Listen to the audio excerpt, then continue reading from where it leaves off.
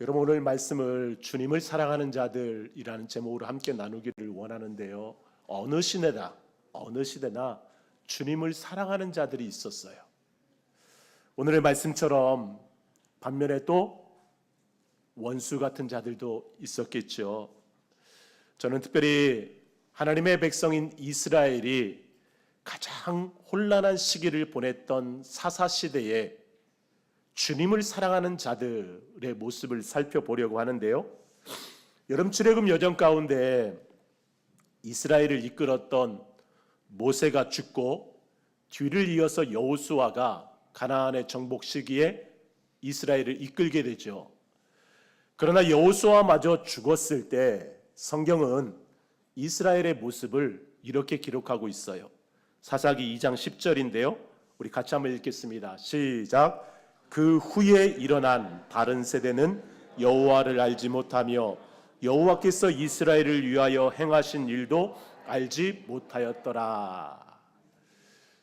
출애굽 세대가 있고요. 애굽에서 살던 그리고 출애굽했던 출애굽 세대, 그리고 그 출애굽 세대가 죽고 그들에게서 태어난 광야 세대가 있습니다. 이들은 광야 40년의 시간 동안 광야에서 태어나고 가나안 땅에 들어와서 가나안 땅에 정착한 세대죠. 그 세대 다음에 일어난 세대가 바로 가나안 세대예요.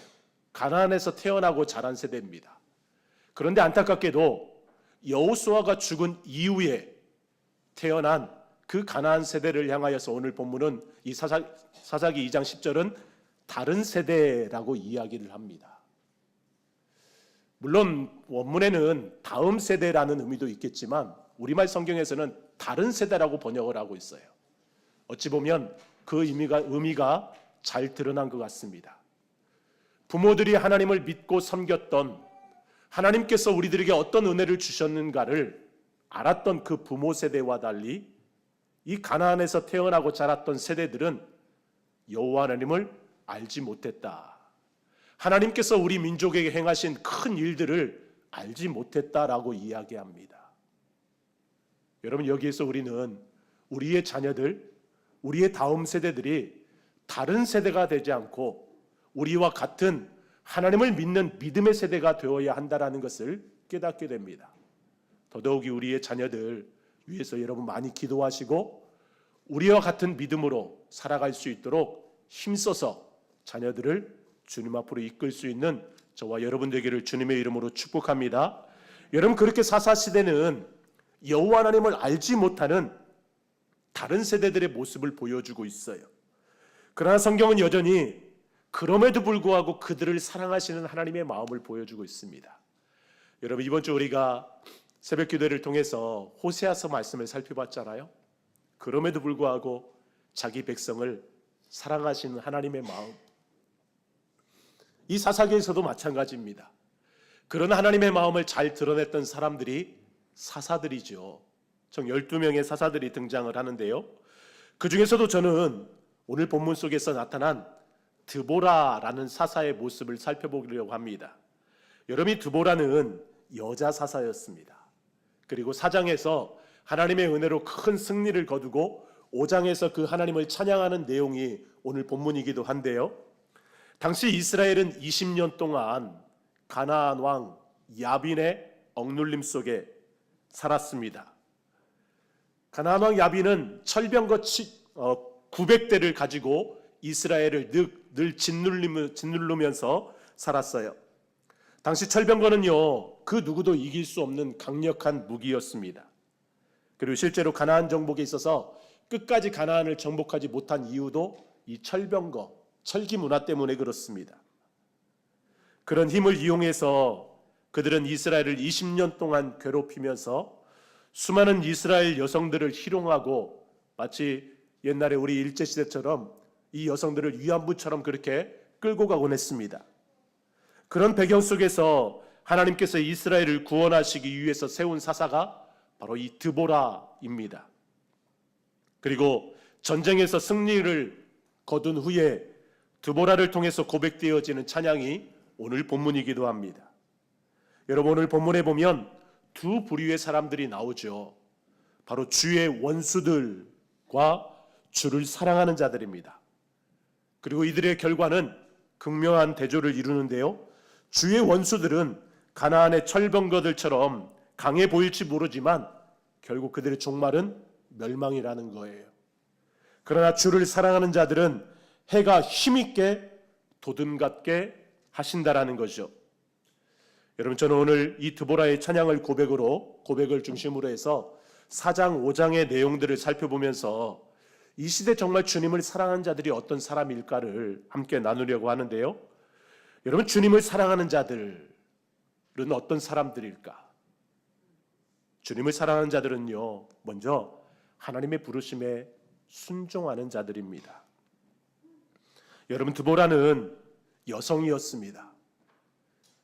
한 남편의 아내로 살아가고 있었어요. 물론 성경에서 여선지자라고 표현하는 것으로 봐서는 하나님의 말씀을 전하는 선지자의 역할도 감당했던 것 같습니다. 그러나 한 가정의 아내로 어머니로 살아가는 그 드보라가 사사로서의 부르심을 받아요.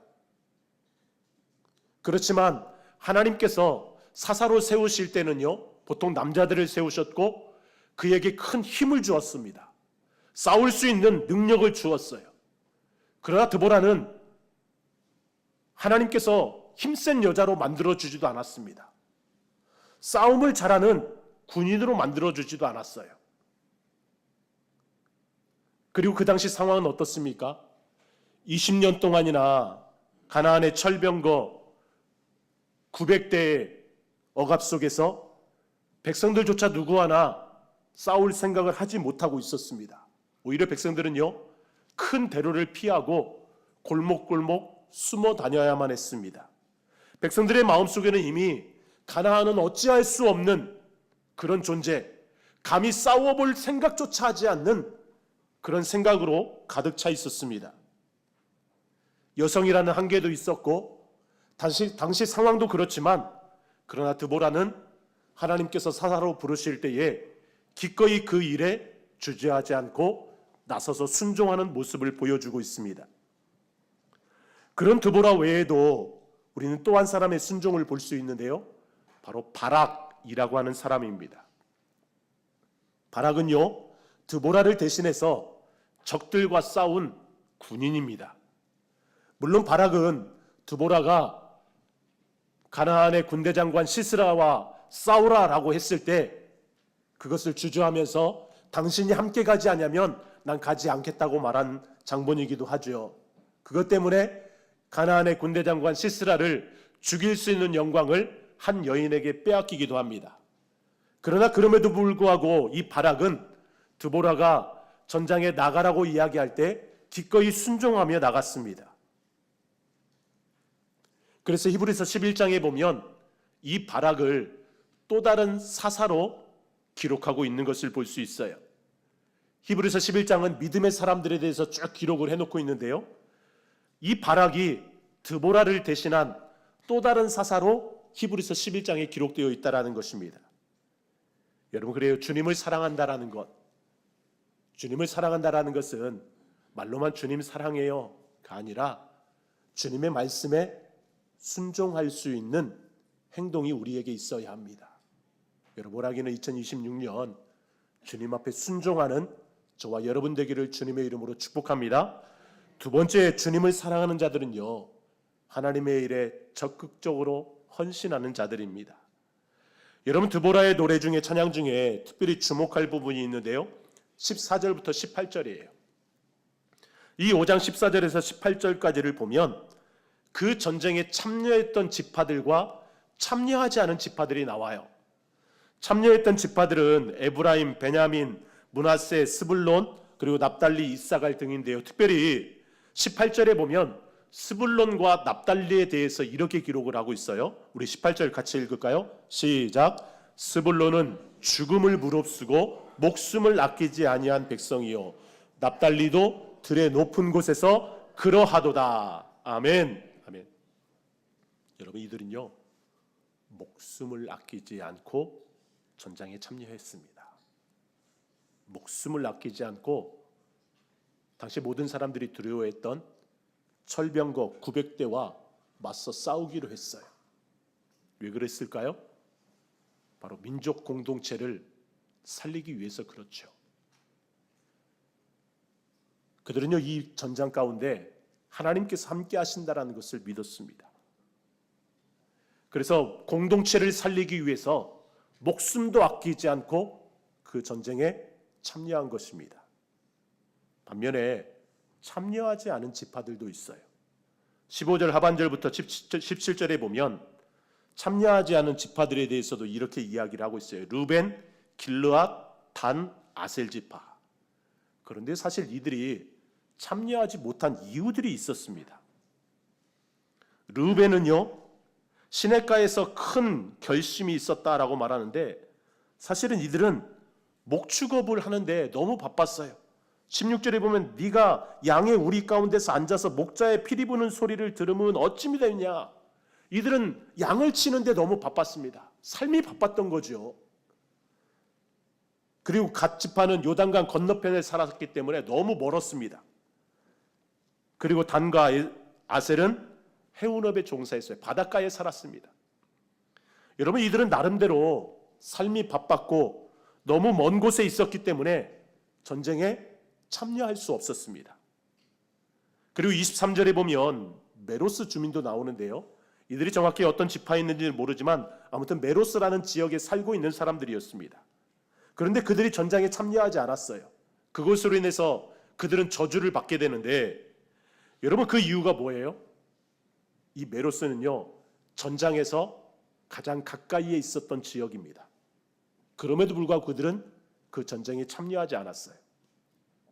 이런 이야기도요, 그 메로스를 언급한 바로 다음 절에 메로스가 저주를 받은 것과 상반되게 복을 받은 한 여인이 등장합니다. 그 여인이 누구냐면 바락을 대신해서 시스라를 죽인, 가나안의 군대 장관 시스라를 죽인 야엘이라는 이방 여인이에요. 사랑하는 성도 여러분, 주님을 사랑한다라는 것은 무엇일까요? 주님을 사랑하는 것에는요, 헌신하는 마음이 있어야 됩니다. 공동체를 세워나가기 위해서 목숨도 아끼지 않는 그런 헌신이 필요한 거죠. 이 전장에 참여하지 않은 지파들처럼 다 이유들이 있을 수 있습니다. 내 삶이 바쁘고 할 수 있는 환경이 안 되고 여유가 없고 나 말고 다른 지파들이 참여했으니까 그래 너희들이 열심히 싸워. 나는 뒤에서 양들을 재산들을 지키고 있을게 라고 할 수 있습니다. 그런데 하나님의 일에는요, 적극적인 헌신의 마음이 필요해요. 그렇다고 해서 그 일을 우리가 하는 것 아닙니다. 여러분, 좀 이따 살펴보겠지만 이 전쟁을 이기게 하신 분이 누구일까요? 바로 하나님입니다. 주님을 사랑하는 마음에 여러분 걸림돌이 될 수 있는 것은 없습니다. 특별히 우리 재직 헌신 예배를 드리는데 우리 재직들에게 여러분 권면합니다. 주님의 몸된 교회를 세워나가는 일에 있어서 여러분 목숨 걸고 헌신했던 스불론과 납달리처럼 정말 우리가 하나님 나라를 위해서 주님의 몸된 교회를 세워나가는 일에 여러분 헌신할 수 있기를 주님의 이름으로 축복합니다. 세 번째, 주님을 사랑하는 자들에게서 나타나는 특징이 또 하나 있는데요, 하나님께만 영광을 올려드린다라는 거예요.